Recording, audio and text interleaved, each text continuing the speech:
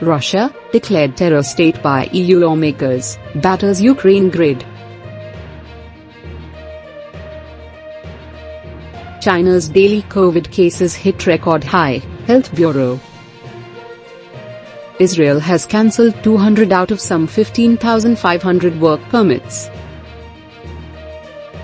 Walmart manager kills 6 in latest US mass shooting.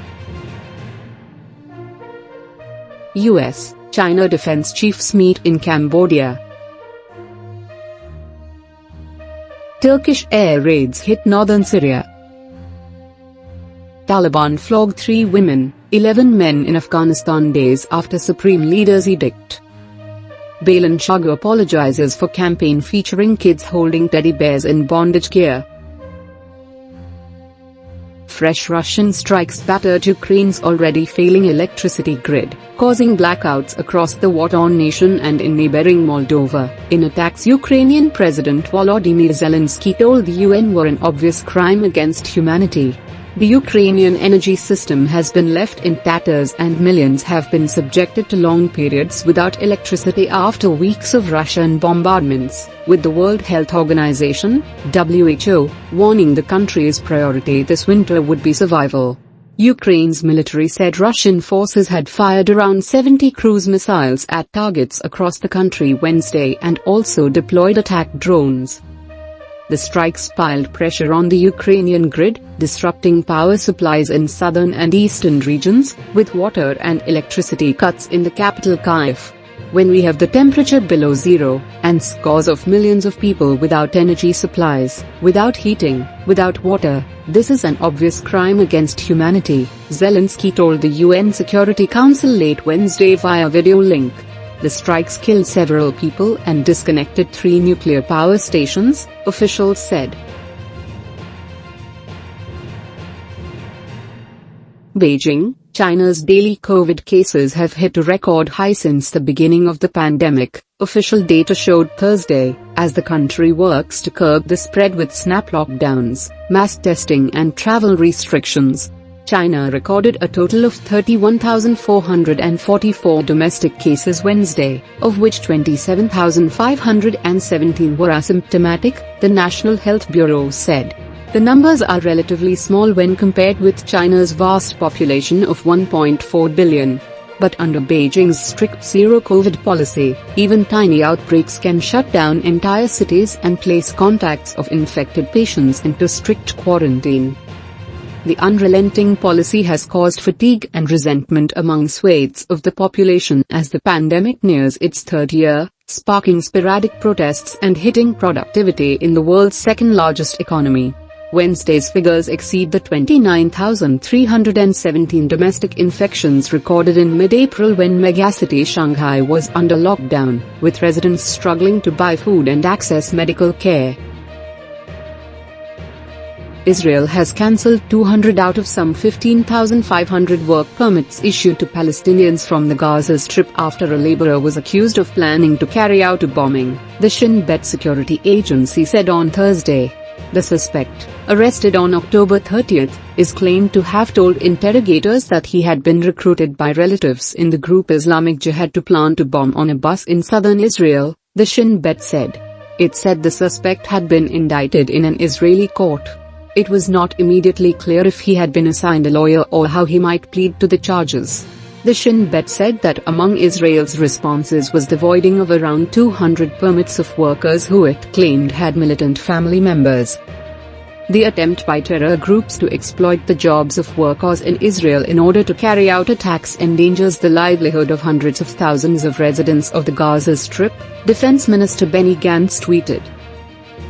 A 31-year-old overnight manager at Walmart shot and killed 6 people at a store bustling with Thanksgiving holiday shoppers before turning the pistol on himself, authorities said, in America's second high-profile mass shooting in 4 days. 4 other people remained hospitalized in unknown condition following the Tuesday night rampage in Chesapeake, Virginia, Police Chief Mark Solsky said. The gunman is believed to have died of a self-inflicted gunshot wound, Solsky told reporters, adding that the motive behind the country's latest outburst of gun violence was not yet known. City authorities identified the shooter as Chesapeake resident Andre Bing, saying he was armed with one handgun and multiple magazines. Walmart confirmed in a statement that Bing was an overnight team lead, employed with the company since 2010. An employee named Brianna Tyler, who survived the attack, earlier described scenes of terror as the store manager entered a staff break room and opened fire.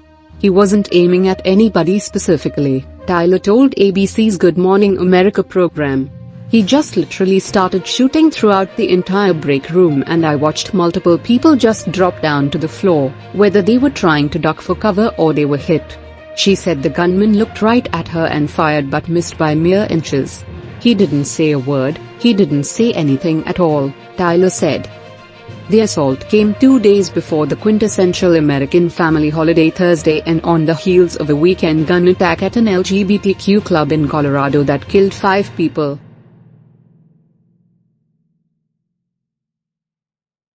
U.S. Defense Secretary Lloyd Austin met his Chinese counterpart Wei Feng in Cambodia on Tuesday as the two sides move to keep tensions in check. The meeting on the sidelines of a conference of defense ministers in Siem Reap, which lasted for an hour and a half, was the first between Austin and Wei since June, before a visit by U.S. House Speaker Nancy Pelosi to Taiwan sparked fury in Beijing. But China and the United States have since sought to lower the temperature with meetings between top officials, and a senior U.S. defense official characterized the talks between Austin and Wei as productive and professional. Both sides agreed that it's important that our countries work together to ensure that competition does not veer into conflict, but competition remains the defining feature of the relationship, the official told journalists. Austin sought the reopening of a number of military-to-military dialogues and mechanisms to help manage that competition responsibly, the official said, referring to steps that were scrapped by Beijing following Pelosi's visit. The two sides agreed on the importance of restarting a number of these specific mechanisms that they discussed, and we'll look forward to seeing those implemented in the months ahead. The Austin-Wei talks came after Joe Biden and Xi Jinping met for 3 hours at a Group of 20 summit in Bali on November 14, the first in-person talks between the leaders of the world's two largest economies since they each became president. That was followed by a meeting between Xi and U.S. Vice President Kamala Harris at an Asia-Pacific summit in Bangkok. Beirut, Turkish airstrikes hit several towns across northern Syria, including the city of Kobane, late Saturday, said Kurdish-led forces there and a Britain-based monitoring group. The Turkish raids killed at least 6 members of the Kurdish-led Syrian Democratic Forces, SDF, and 6 pro-regime soldiers, the Syrian Observatory for Human Rights monitor said. The attacks come just days after Ankara blamed the Kurdistan Workers' Party, PKK, for a deadly bombing in central Istanbul last week. The hour of reckoning has come, the Turkish Defense Ministry tweeted early Sunday, along with a photo of a plane taking off for a night operation, without specifying the location. Kabul, 3 women and 11 men were flogged on Wednesday on the orders of an Afghan court after they were found guilty of theft and moral crimes, a provincial official said.